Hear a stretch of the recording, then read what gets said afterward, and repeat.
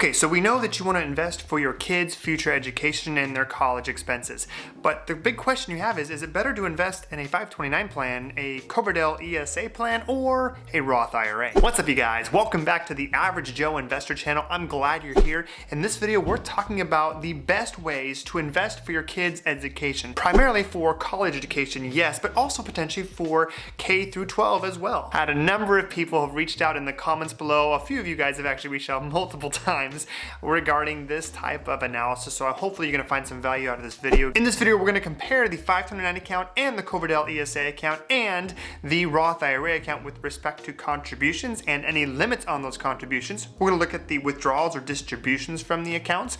We're going to look at the tax impact based on all of those instances. We're also going to look at control and who has access and control of the account, whether or not you can change beneficiaries, etc. You guys know I never want to waste your time, so without further delay, hit that like button, hit the subscribe button, let's get started.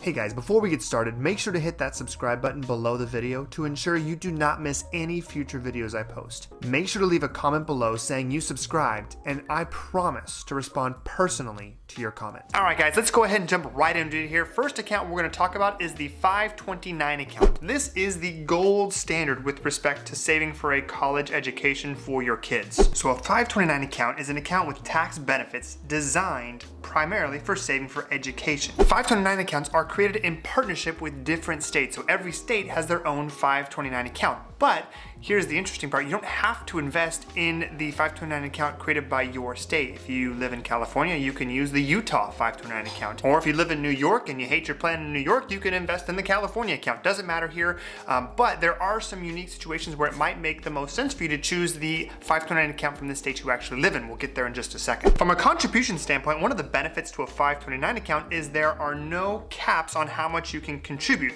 though there are some other considerations. So the biggest thing you have to be aware of with a 529 account is the gift tax. So there are tax rules with respect to how much you can gift money-wise to somebody else. If you go above a specific amount, then you start getting taxed on that because the IRS sees that as a way for you to pass on your wealth to maybe the next generation. With respect to a 529 account, there is an exclusion for the first $15,000 every single year. So you can invest as much as $15,000 in the account every year and not have any tax impact. Now, for those contributions, there are no federal tax deductions, but there might be a state tax deduction depending on which state that you live in. There are, I believe, 30 different states that currently offer a state tax deduction. I'm gonna have a link in the description below where you can check which of those states have state tax deductions. Now, just for your awareness, there are some exceptions to that whole $15,000 gift tax exclusion where you can potentially do as much as $75,000 in a specific year, but there are some very specific tax considerations to have if it's something you want to do, to invest a lot of money, lump sum into a 529 account. Make sure you see your tax advisor. I'm not a tax advisor, I'm not giving you tax advice. Now, once you contribute the money to a 529 account, the earnings and the growth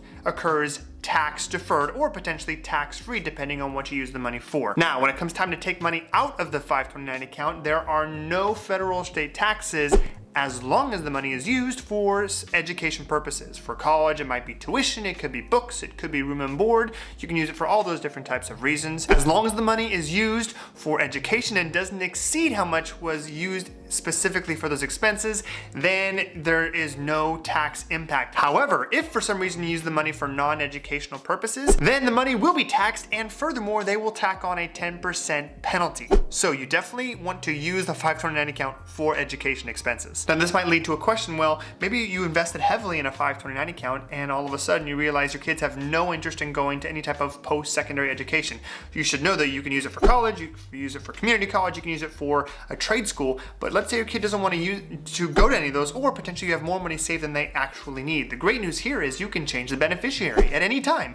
You can even change it to yourself if you want to invest in your own education. In fact, you can create your own 529 account for yourself and contribute to it. So you, as the account creator, and that's the important part, as the account creator, you have 100% control on who the beneficiary is. I'm not really gonna get into the impact to financial aid because I'm not really an expert on that. I didn't have time to do enough research on it, and ultimately I think there are better resources out there for you guys, but there are some impacts between the 529 account, the Coverdell, and the Roth IRA with respect to the impact on financial aid. The goal, though, I think, in investing in these accounts is to avoid using financial aid to actually be able to pay completely for your education, not have to then go into debt. There are a lot of resources out there with respect to which 529 account is best, but you should know that different states have different plans. Some are better than others. Some of them have a lot of fees and expenses, so you want to make sure and pick a good 529 account and also factor in if you have any state tax deductions for your specific state. Okay, next up we have the Coverdell ESA account, or Educational Savings Account, ESA. Ultimately, the Coverdell account is actually very similar to the 529 account, but it's actually got a lot more restrictions. Just like the 529 account, the Coverdell Education Savings Account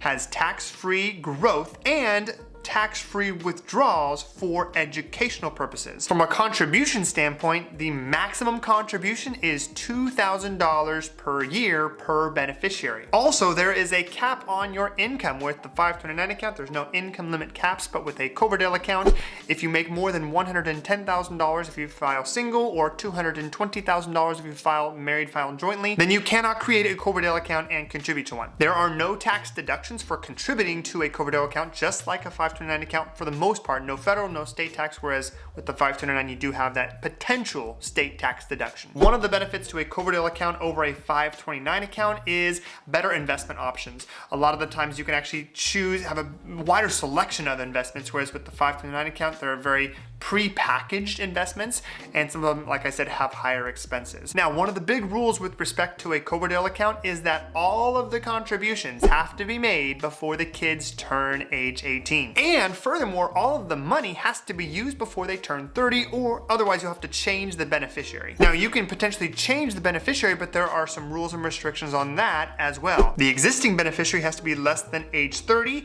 The new beneficiary also has to be under the age of 30, and they have to be a family member.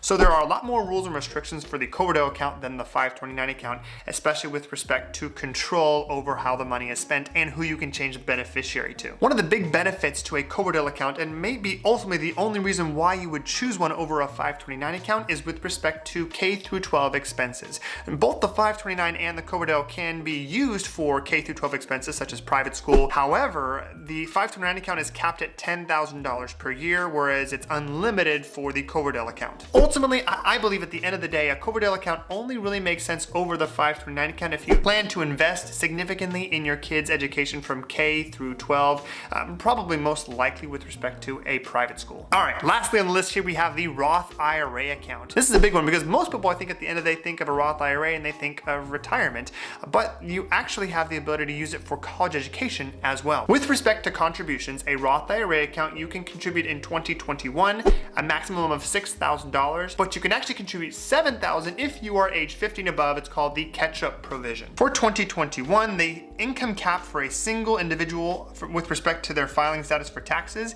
is less than $125,000, then you can contribute. Then the amount you can contribute starts to fall off if you make more than $125,000 but less than $140,000, and if you make $140,000 or above, you're not eligible. For married filing jointly, it's $198,000.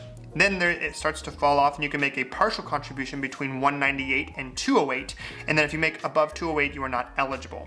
Then there's mild married filing separately, which is not in your best interest with respect to a Roth IRA. Now, with respect to withdrawing money out of the account, you can withdraw 100% of your contributions at any time, tax-free and penalty-free, and that's where the Roth IRA might make the most sense with respect to educational expenses. If you choose to withdraw any of the earnings or growth in the Roth IRA account before age 59 and a half, or at least after 5 years of holding the account if you're a little bit older, then there will be taxes owed on the amount that you contribute, but they will waive the 10% tax penalty if the money is used for educational purposes. I think the biggest benefit for the Roth IRA account is they have that ability to pull out the contributions at any time, but the biggest reason is you have and maintain at any time 100% control of the asset. It can be a Roth IRA account in your own name, and you can opt to include part of your contributions and take them out at any time for educational expenses, and then keep the earnings and growth and continue to invest for your retirement. It can have dual purpose here. Additionally, with the Roth IRA account, you have better investment options than you would have with the 529 account. So ultimately here at the end of the day, when we compare the 529 account, the Coverdell ESA account, and the Roth IRA account, ultimately what makes the most sense for you depends on your situation and what you value most. For example, with the 529 account, if you know that you're going to invest in your kid's education, or maybe you're like me and you got like 1 billion kids and you're thinking, you know, no matter which kid goes to college, I'm going to be using all this money for kids' college or education expenses, then a 529 account makes the most sense. That being said, if you are planning to send your kids to private school and you want to start investing early, even before the kids are born, you can put money into a Coverdell account and use the money there for K through 12 education expenses. And if the most important thing to you though is control the assets, you don't know what ultimately your kids are gonna do, or maybe you're just on the fence thinking, I don't really wanna invest in my kids' education, or maybe you're old school and you think that they should provide for their own education and you just wanna have the ability to change your mind in the future, that's fine too.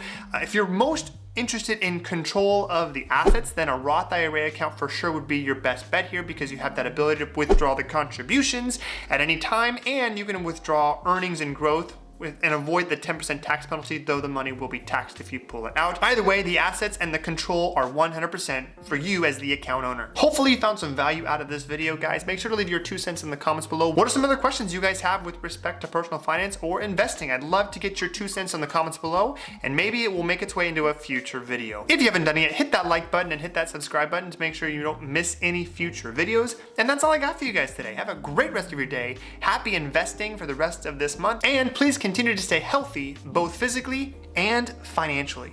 Have a good one.